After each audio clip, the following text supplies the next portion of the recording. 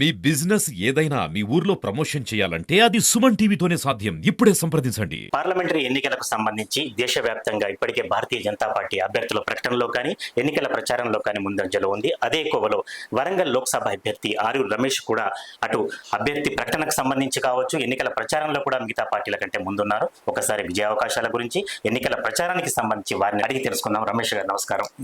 ఎలా ఉంది ప్రచారం, మీరే చెప్పాలి. మొన్న అభ్యర్థి ప్రకటన తర్వాత అంతర్గతంగా మరి కార్యకర్తల్ని, పార్టీ శ్రేణుల్ని, పార్టీ పెద్దల్ని కలుసుకోవడం జరిగింది. మరి ఈ రోజే పార్లమెంటరీ స్థాయి ప్రిపరేషన్ సమావేశం కూడా ఏర్పాటు చేసుకోవడం జరిగింది.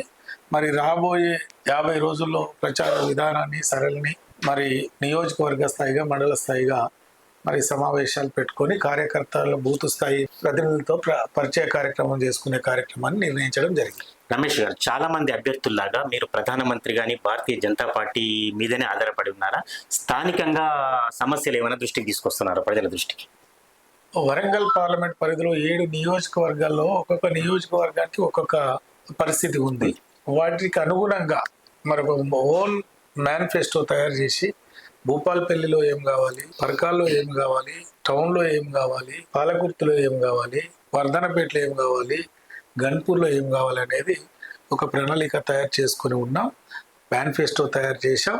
రేపు కేంద్రంలో మోడీ గారి నాయకత్వంలో మరి వచ్చేది బీజేపీ ప్రభుత్వమే కాబట్టి మోడీ గారి సహకారంతో, వరంగల్ పార్లమెంట్ ప్రజల ఆశీర్వాదంతో మరి గెలిచిన తర్వాత ఆ మేనిఫెస్టోను 100% అమలు చేయడానికి మేము సిద్ధంగా ప్రిపేర్ అయ్యాము. ఇప్పటికే అందరికంటే ముందు ఎన్నికల ప్రచారాన్ని మీరు ప్రారంభించారు. ఇంకా ప్రధాన నాయకులు ఈ మధ్యలో వచ్చే అవకాశం ఉందా? కొద్ది రోజుల్లో సమయం ఇంకా చాలా ఉంది.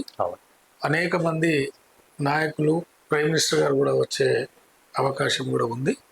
మరి దానికి అనుకూలంగా మా ప్రచార స్థలం కూడా ముందుకు పోతుంది. సార్, చివరిగా చెప్పండి, పోల్ మేనేజ్మెంట్లో ఆర్యు రమేష్కు చాలా అంటే పటిష్ఠుడిగా ఒక మంచి పేరు ఉంది. అయితే కొన్ని నియోజకవర్గాలలో బీజేపీలో ఇప్పుడు చేరిన వారికి కానీ, పాత వాళ్ళకి కానీ కొంచెం క్యాడర్లో సమస్యలు వస్తున్నాయి అంటారు. వీటన్నిటి ఎట్లా సమన్వయం చేసుకుంటున్నారు? బీజేపీ వాళ్ళు మనస్ఫూర్తిగా ముందుకు వచ్చేవారిని స్వాగతిస్తున్నారు.